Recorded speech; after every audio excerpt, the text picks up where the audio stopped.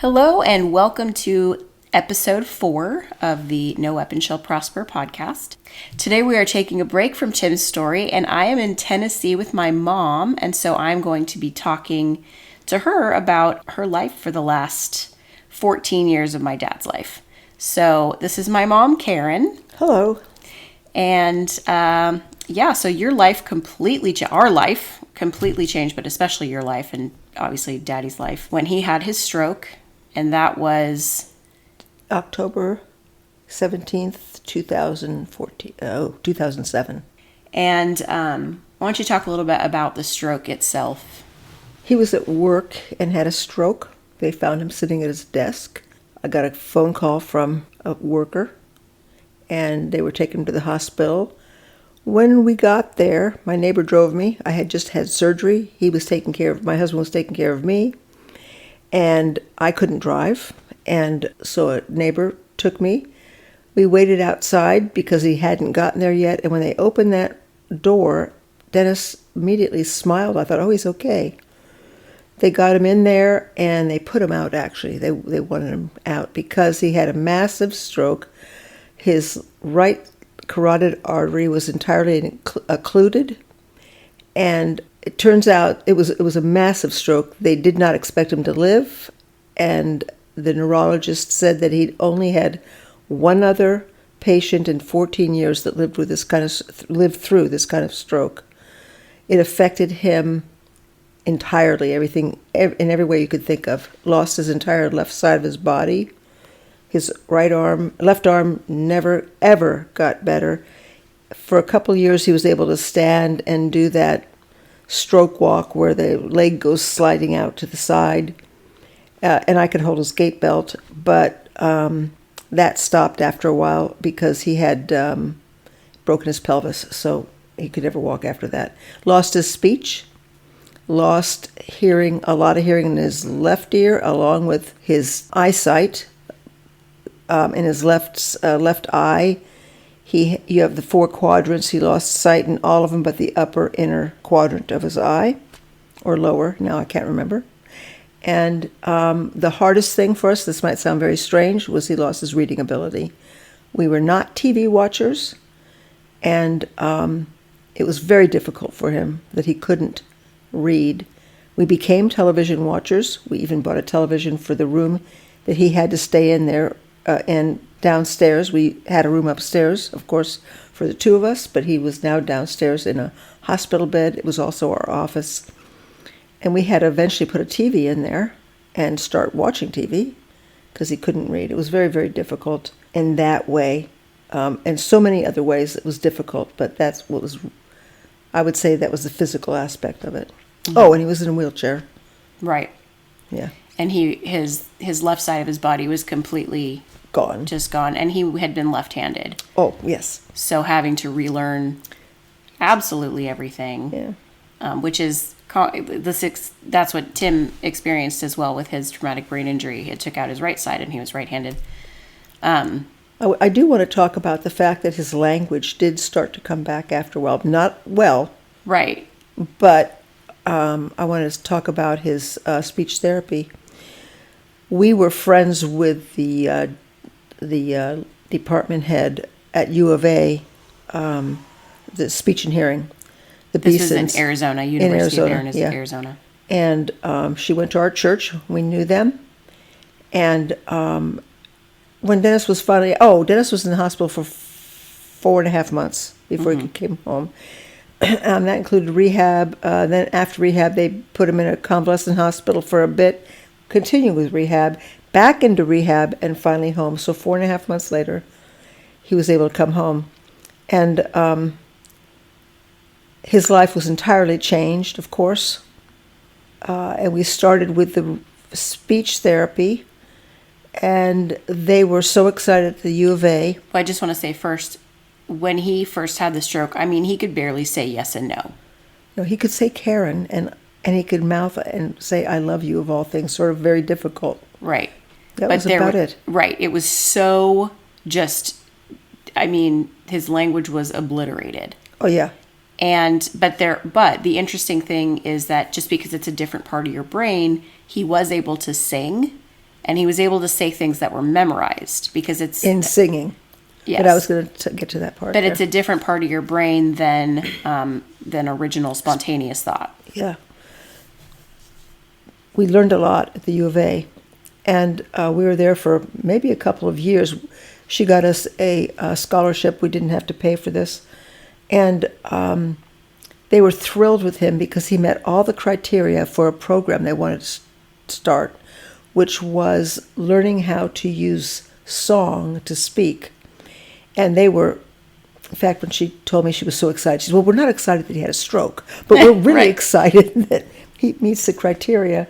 So his clinician, I guess they call it a clinician, was not Paigey, but they took him through the paces, and one of the things they started to do,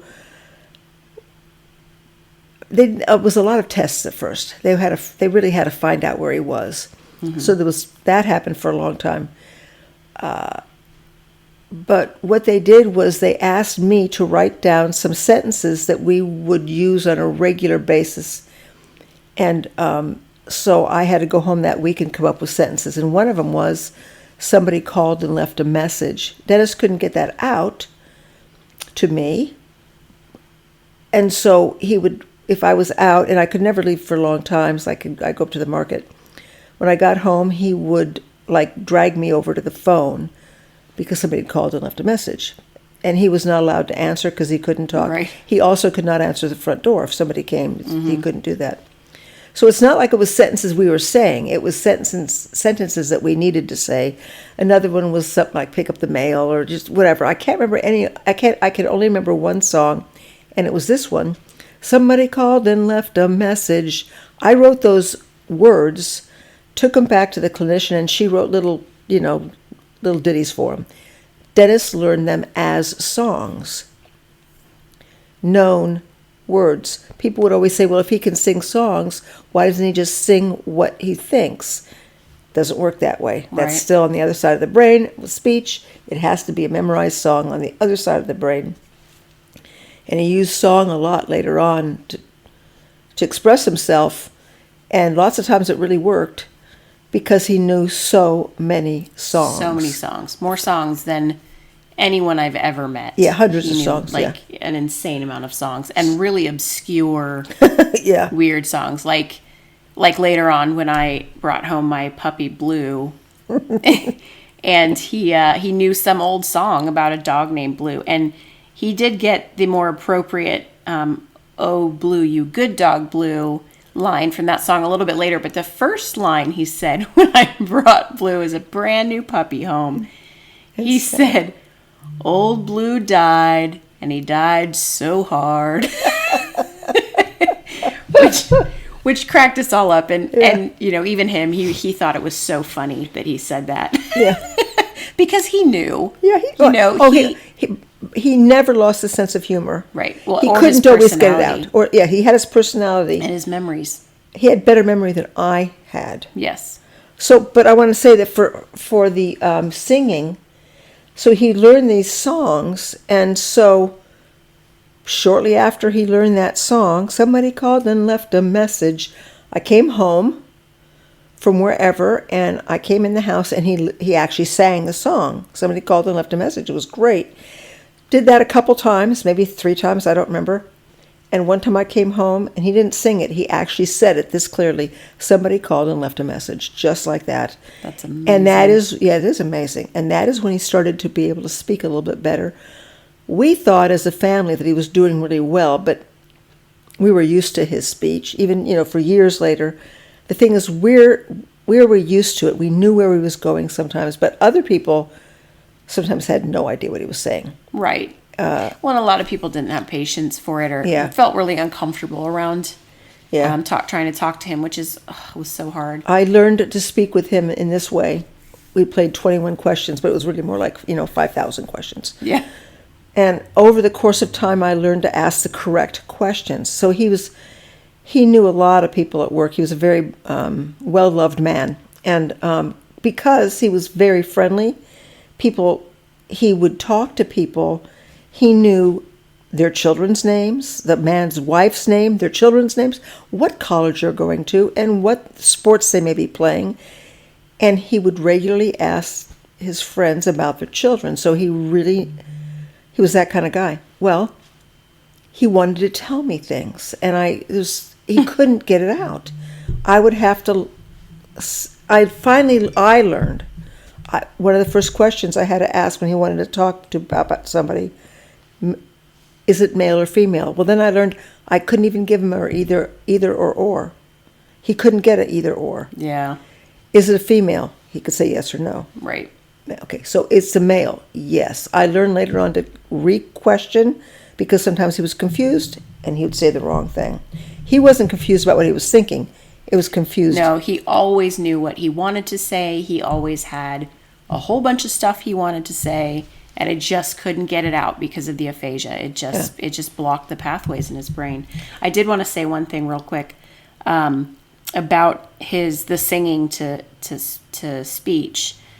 That was a piece of wonderful information that I was able to bring to South Africa, and we actually met with lots of people who had strokes. Oh. And we were in these people's homes praying for them, and Tim was able to tell his story. He led so many people to Christ because of his story, and it was like 8 people that had strokes. Wow. Yeah, it was really cool. It was really cool that they had strokes. No, it was not cool that they had strokes. It was cool that Tim was able to. Yes.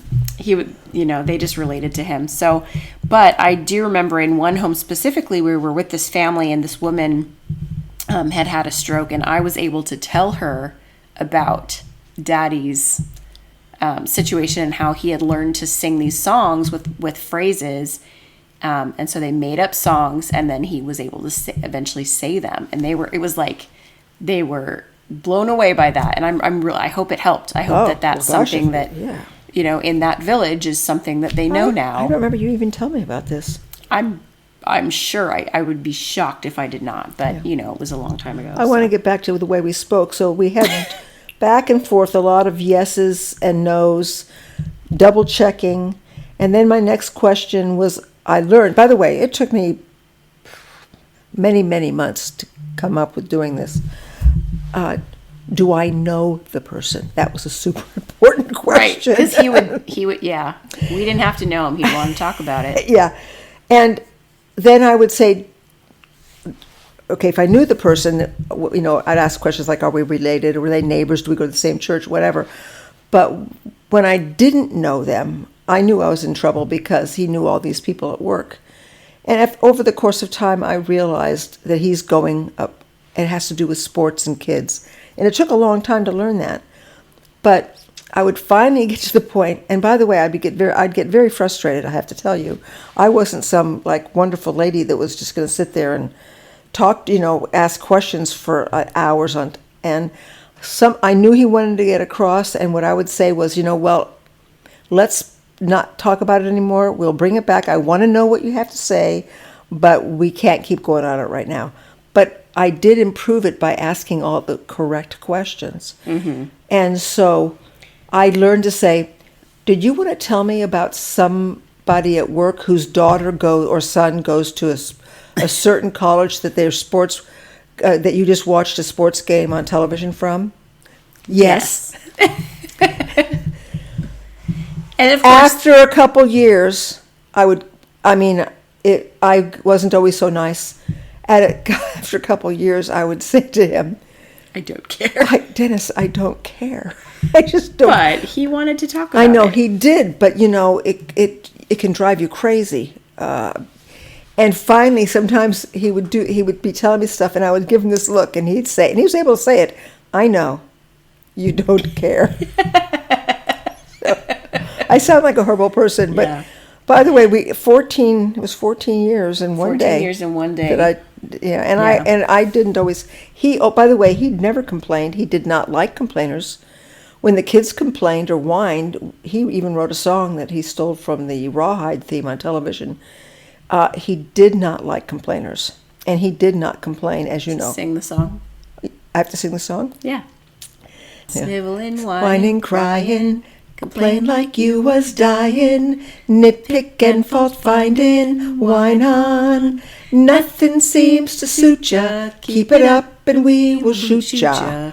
Out the door we'll boot ya, whine on. So at dinner one night, he'd written it at school. By the way, he used to write songs all the time, silly songs and poems. He could just say them. It was amazing. But we were sitting around the dining room table, and one of the kids was complaining, and he just started singing that song. And they didn't like it. And he did that every once in a while, sing that song. And they did not like that song sung to them. So anyway. Well, who wants to be told they're being a snivelly whiner? Well, the thing is, he didn't complain, but sometimes I did. And sometimes I would have to just say to Dennis, this was, years down, but still it was like, it could get very, very, very frustrating. And I would say, okay, Dennis, I was not very kind to you just now. And I have to apologize, but I don't particularly want to right now. I'm going to go for a drive.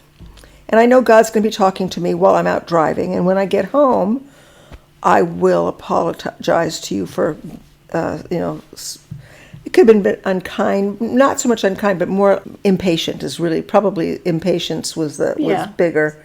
But, just being not very kind or gentle, maybe gentle too.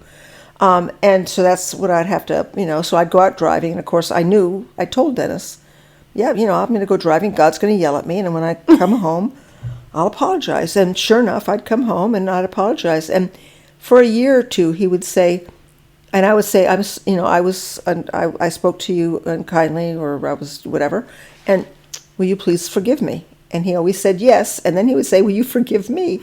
And I would say, I don't need to forgive you. No, I don't need to forgive you. That was all me. And it was like, it almost made you feel worse. So not only did you just say it's your fault, now you have to, no, it wasn't my fault. But anyway, over maybe a couple years, he stopped apologizing. But I also told him at one point, I said, if you would, anytime I would help him do anything physically, which I had to help him physically all the time. All day, every day. All day, every day. Well, he would apologize. And I said, say thank you. If you apologize, I might more lean to, you should apologize, or, I don't like this, or whatever, as compared to when you thank me. It's like, well, you're welcome, and you feel good about it. So he stopped with the apologizing. Right. And I know you also said to him and said to other people too that for all those years, he took care of you. He allowed you to work at home and raise us and homeschool us, and and now it was your turn to take care of him. Yeah, and I had to quit, and it was the end of a season that I loved in my life, because I was doing short-term mission work. It was only for a month at a time. Starting in 2001, we went to the Middle East. Well, we went to Kosovo the first time, and then Middle East after that. Syria an awful lot. Lebanon was our home base, in Syria, and then we also got to Jordan, and we also got to go to Israel twice. And I loved that time. It was a month, and we had a good prayer team. It was a ladies' prayer team. We had a mega church in Tucson, and it was a good mission program. And our group was a worship intercession group, which we won't go into now, but we had a group of ladies that would go on these trips. The missionaries wanted us to go over there. It's not like we were saying, hey, let's be missionaries.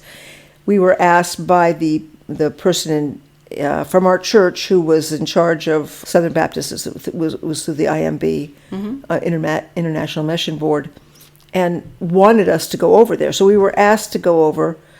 We started out first with in the Middle East with a conference in Beirut, bringing a bunch of missionaries together. So missionaries would want us to go into areas that were spiritually dark, and they were making no headway.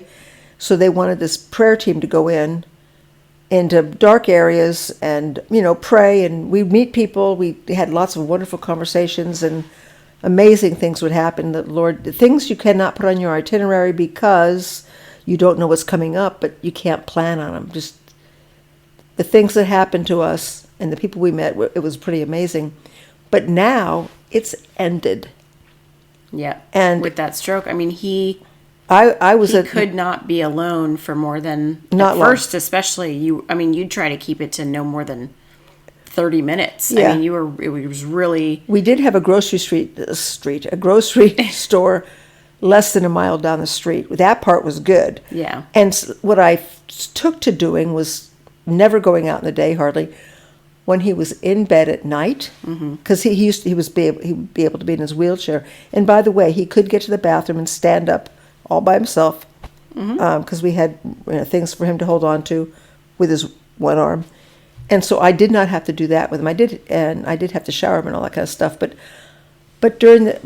I did not leave him, because if he fell, Right. Which happened. Yeah, not too often. Or he would also, the post-stroke, was it the medication that gave him seizures, or was it just normal? No, they said after he had the stroke, because it was the type of stroke, it was, he shouldn't have lived. They thought, well, shouldn't is not, you don't die 1 second before God's going to take you. Right, but human explanation, he shouldn't have lived. Oh yeah. But God determines, obviously our days, and yeah, even before, God knew the stroke was going to happen, and he created him with a varied vascular system that allowed enough blood to his brain so that he lived. So even from the beginning, like God knew what was going to happen, and he changed things around, and so that he wouldn't kill him, and it wouldn't take him out. But anyway. So what I would be with him at home. Now, I did go out after a while. I had a group of women that met on Monday morning. The piano player, Linda, wonderful piano player. She was our leader. And I backed her up on guitar. And then we had, Carol was a tambourine player. And I have to say, we were pretty good. We were the three main people in that team, but we had other women come too. And Pam Evans, too. And you were the worship warrior walker women. Oh, they named us WWW. I don't even remember. And they called us the Women in Black, that church. Yeah, we were the Women in Black. The ones that we went had on the to have mission abayas and be covered when we were over there. Only when we went to mosques. We didn't have to. We were on the street. We didn't have to wear we had our shirts had to go low enough to cover our rears. You don't go in the Middle East with right. You pretty much long slacks and shirts and you have to be very, very modest and all that sort of stuff. We never had any problems at all. But I don't know where I was going with this. You were saying the worship group in the morning, so you started to go. I started going to that eventually, but that was fine. I would make Dennis's food. By the way, in rehab they trained him to dress himself, which is amazing. He had one arm only, and leg that worked.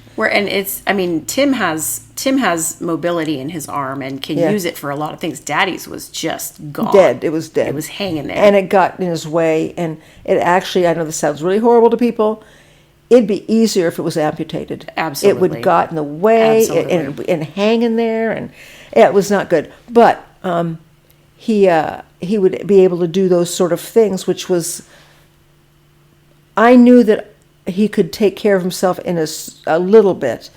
He would get up later in the morning, and this group started pretty early. Yeah. So it wasn't like sometimes I'd come home and I didn't stay the whole 3 hours either. He'd still be in bed, but I would leave his breakfast there for him in bed. His coffee to warm up. The whole his business. Banana every morning.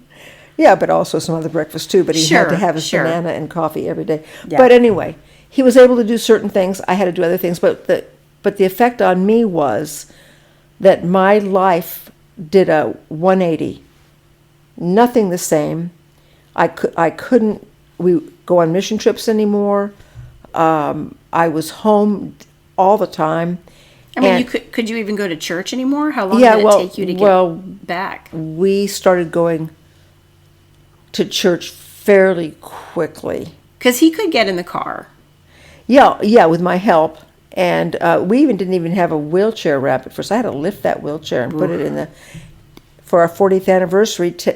Tim, my son-in-law Terry, saw the difficulty we had with getting, and he was picking up the wheelchair and putting it in the back of our car. And he went out and bought me a wrap thing. He paid for a wrap thing. Yeah, this is after the surgery that you had was your rotator cuff. Yeah, it's all torn again. Yeah. Right. I mean, lifting up a wheelchair all the time and doing all these things like that. Taking care of Dennis, everything. Right. It was so there was the physical impact, but what was also hard, which is, this sounds weird, the thing that got me the most was the original realization at some point, and this is dumb, but it was letting me know I am responsible for absolutely everything. Yeah. It was when I came home with the groceries, and I had to bring the groceries in by myself. Mm-hmm. And that sounds silly, but it was like a smack in the face. It's all me.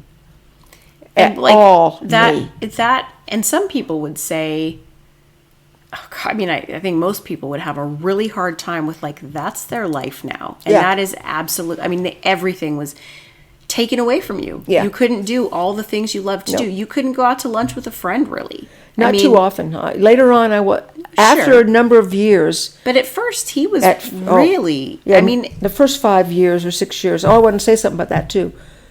I didn't realize it then.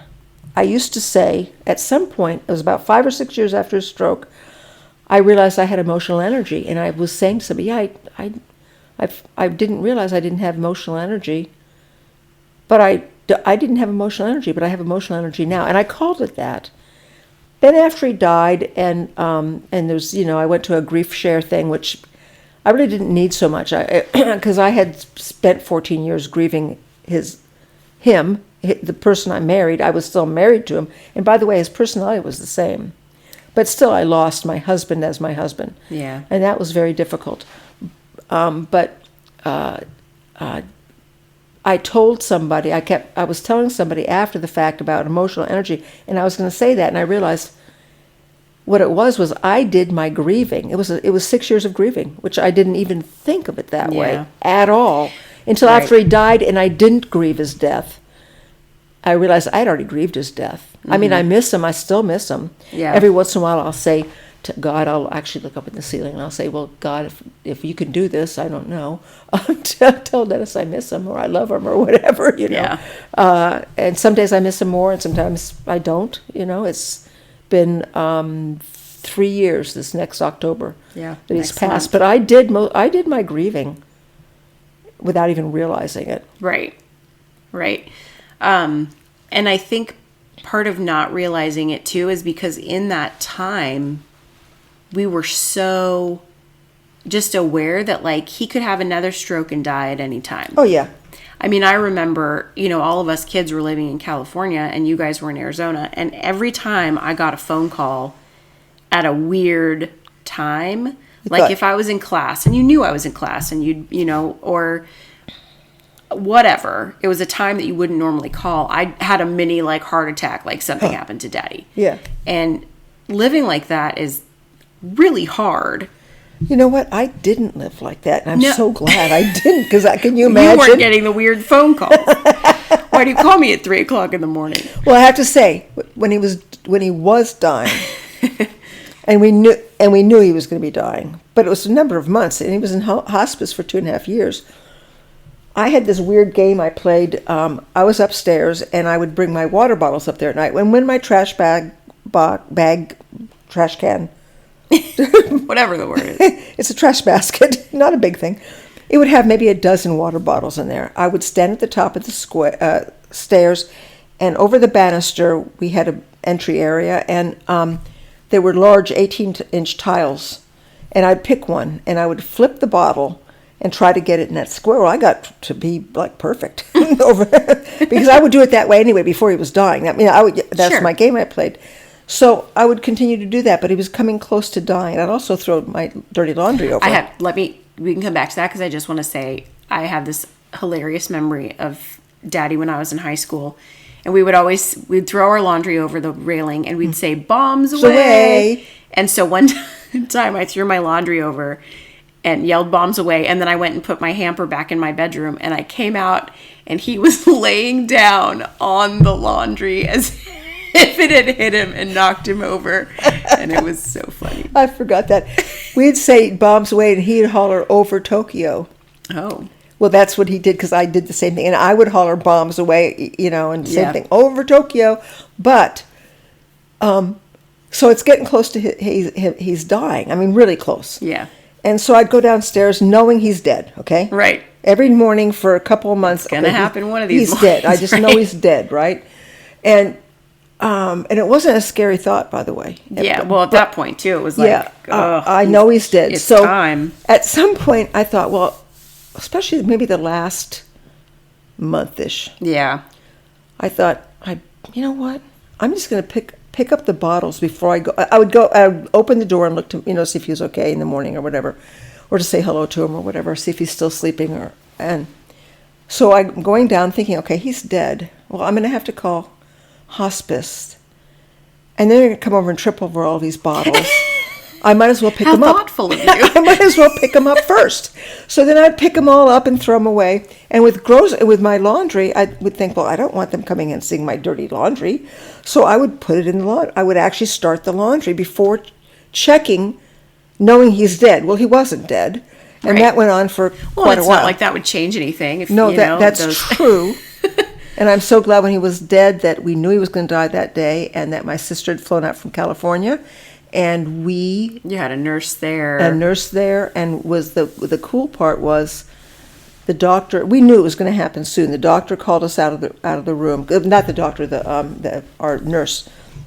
And he said, we had the CNA come in to give him a bath. Now, mind you, he's out of it, but they still got to have a bath and bed bath. And so Miguel was there, starting to get bed bath, and so Joe had to leave the room, and the nurse said, I want to talk to you. Come out. Joe is your sister, by the way. Joe is my sister, yes. Yeah. I should mention that. You said your sister, but I think that was the first time you said her name, so just... Okay, yeah, Joe is my sister.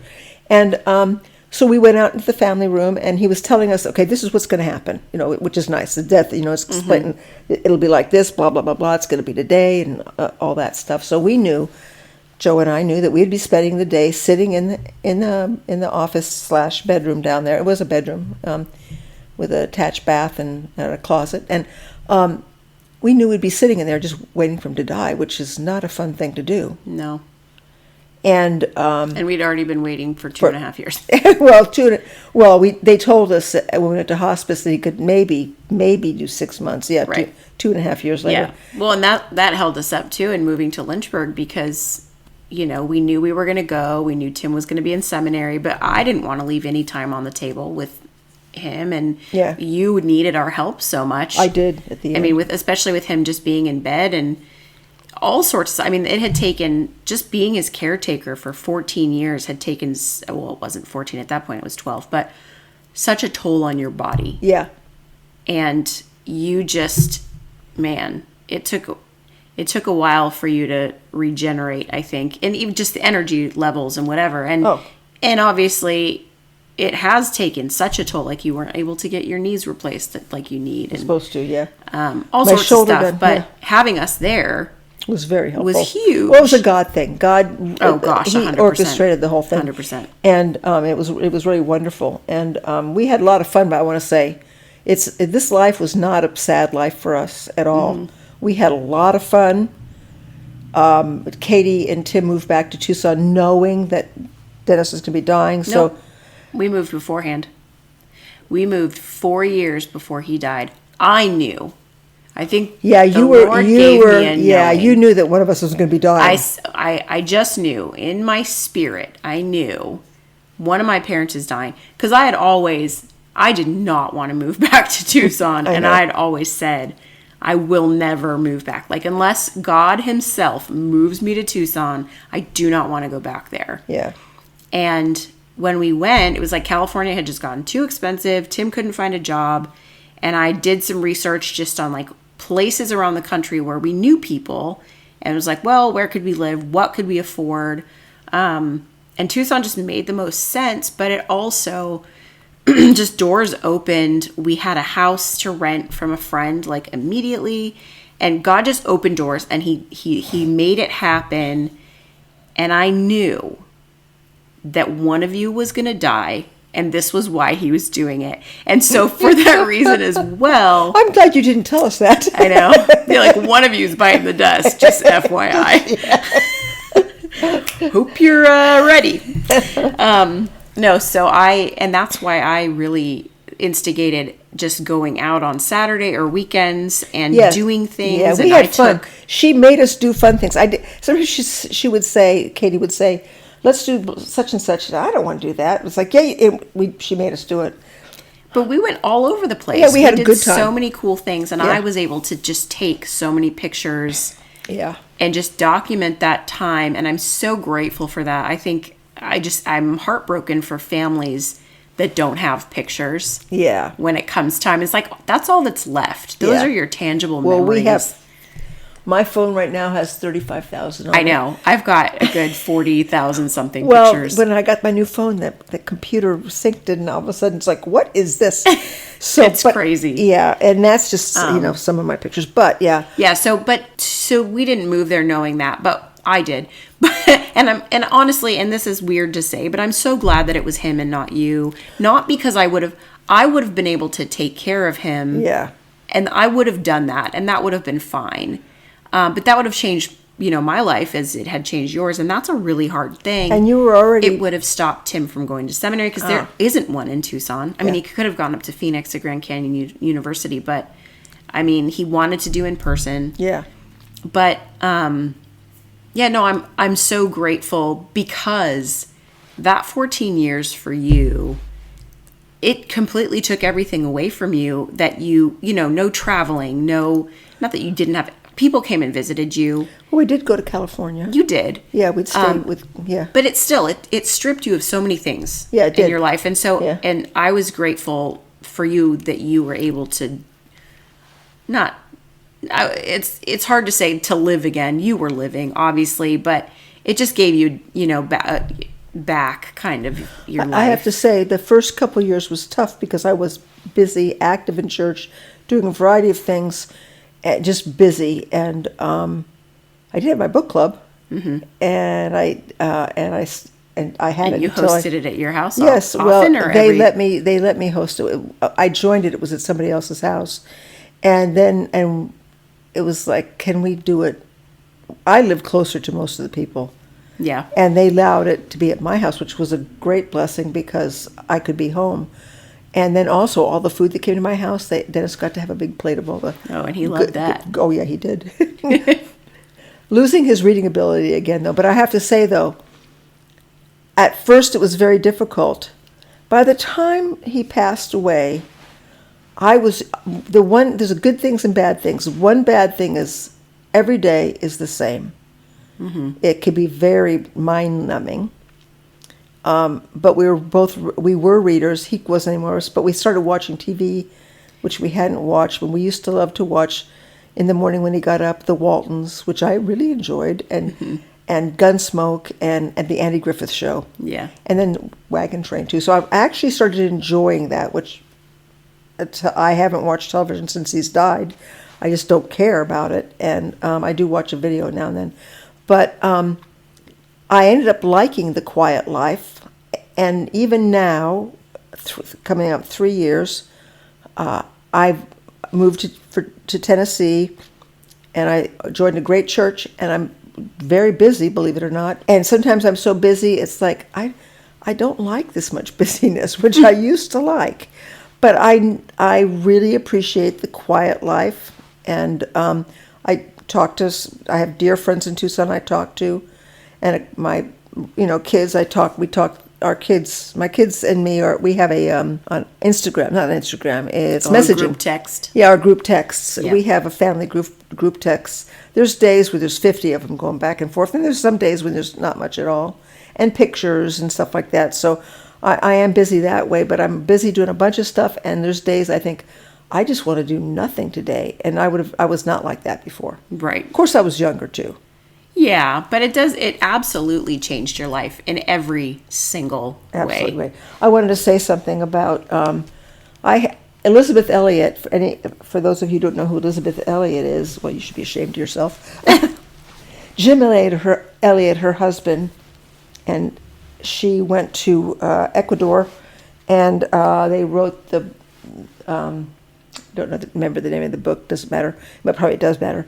But you can look it up, it's easy. Yeah, Elizabeth spelled with an S. Yeah, Elizabeth spelled with an S, Elliot. Which is, to me, the wrong way. Because yes, it is. my Elizabeth is spelled with a Z, correct. My middle name. But he was martyred there, her husband, Jim. They had a little baby, and 5 men, I think, were martyred. But the tribe ended up coming to the Lord through the wives of the martyred men. She became a very good writer. She has not a lot of sympathy for any weaknesses in herself or in anybody else. She's just passed not that long ago, and I have some of her books. But she wrote something that I copied on an index card and taped it to my desk. And many, many, many days I would have to look at it, I would tell you. But this is how it goes. This job, and then was a blank, and I wrote, of taking care of Dennis, has been given to me to do. Therefore, it is a gift. Therefore, it is a privilege. Therefore, it is an offering I may make to God. Therefore, it is to be done gladly if it is done for him. Here, not somewhere else, I may learn God's way. In this job, not in some other, God looks for faithfulness. And so Elizabeth Elliot had written that, and I had it on my desk. Many times when I was having a particularly rough day with him, not that it was his fault, but, not his fault at all, I would have to go and read a line. Sometimes it didn't matter. Just one line would hit me. This job has been given to me to do, therefore it's a gift. Okay. And I would think about that, and it improved my attitude greatly. So that's what I would do, and take one of these lines, and it wasn't like I'm taking this line. I would read it, the whole thing, and one line would pop out at me. It was very, very helpful. And there was a couple other things I did, and I had written down, but now I don't remember where they are or even what it said. But I've shared that with other women and one man who were caregivers, and it's been very helpful for them. Because we do know that God gave this to us. And another thing from the very beginning in my women's ministry group, we would call it the agreements. We agree with God about who you are. We agree with you, God, about who you are, with what you want to do, with whatever. So it's longer than that, the agreements. But it was helpful because I was already good at it, being on these mission trips. We agree with you, God, whatever you're doing. We learn not to have any expectations. Get rid of your expectations. Which is kind of a good way to just do life anyway. Because absolutely. I learned a long time ago, anytime anyone asks me, where do you see yourself in 5 years? I'm like, I don't know, wherever God wants me. I don't make plans that far ahead. I really don't. Well, no, you don't. But you can have desires. Sure. But I don't. I've learned that, God's going to do what he's going to do in my life. And because I want to be obedient to him. Yes. And I don't want to fight it, because I can. If I want to, I can do whatever I want. But but then things are going to be tough. And then you finally... So, because I want to do it, he wants me to. Like, I seriously, whatever. And with Tim going into chaplaincy, too, like, who knows where we're going to end up. We hope Tennessee. It would be nice to be near family. But it would be. And, there are places we don't want to go. I'm kind of done with a big city. Yeah. But anyway, I live in a small town, by the way. It's very nice. Very small. Yeah. Something happened to us too. And it was something that we talked about in group, the women's group, but I carried it over to Dennis and me, is that we changed our definition of what's good and what's bad. We have a tendency, this happened, it's bad. Well, hold on. I believe in a sovereign God. I don't think there's any accidents at all. Right. And so we got rid of the word bad. This is not a bad thing. This is what God gave us. It's not a bad thing. Now, it's bad in some ways, but God's working. It's bad and it doesn't feel good. Yeah, and it doesn't feel good. And it's changing your life, and that feels bad. Yes, but and the thing is, it did put us in a position regularly to die to self, which is what God wants us to do. And I keep talking to people about that. And 2 Corinthians 2 Corinthians 3, verse 18, I don't know it all completely, but that he's changing us from glory to glory into his image. So we are slowly becoming more like him, and that is his goal for us. And so we have to die to self, die to self, die to self. Every day. It gets easier, by the way. It's a lot easier now in my life. In fact, I can't say I'm an expert in it, but it's not a difficulty anymore at all. Yeah. At all. And he also developed patience in you during that time. A lot of patience. You have to be patient, Yeah. A lot of waiting. A lot of waiting. One of Dennis's things was, okay, going to church, getting up. Okay, church is, we know the time. So, plenty of time to get up. It takes him, it took him a long time to get dressed, and we have to eat and all that kind of stuff. And we're going to be in time. I had the whole thing planned, right? Getting in the car, our church wasn't that far away. And just as we're about to roll out, Dennis would say, but first. That meant he had to go to the bathroom.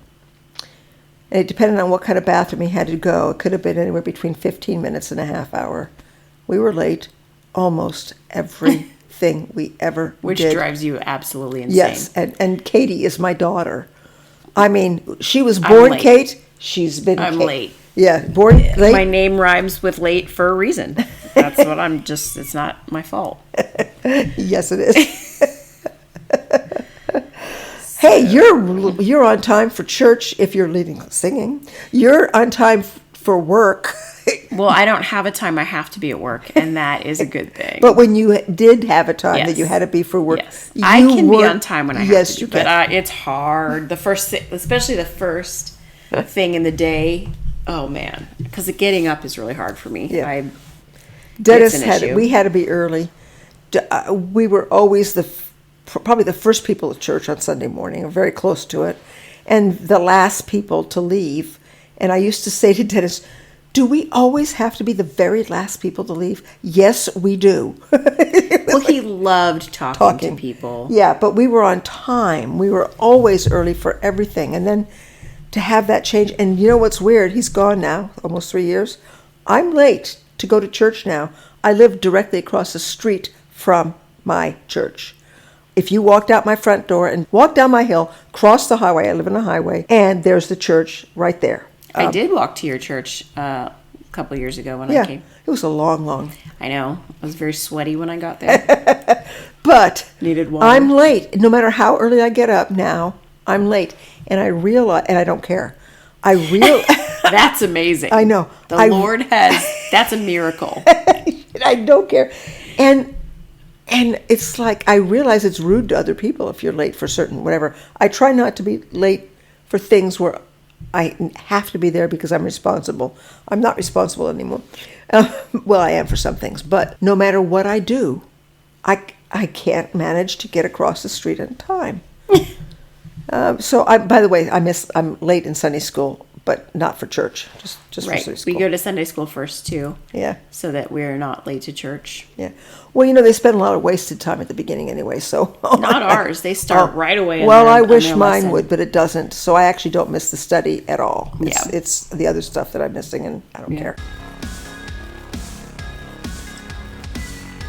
Thanks for joining us today and listening as we are exploring all the ways that God takes the things the enemy means for evil and turns them around to use them for our good and His glory. If you have questions, comments, feedback, ideas for us, or you just want to say hi, you can reach us at noweaponshallprosperpodcast@gmail.com. Talk to you again soon. When trials come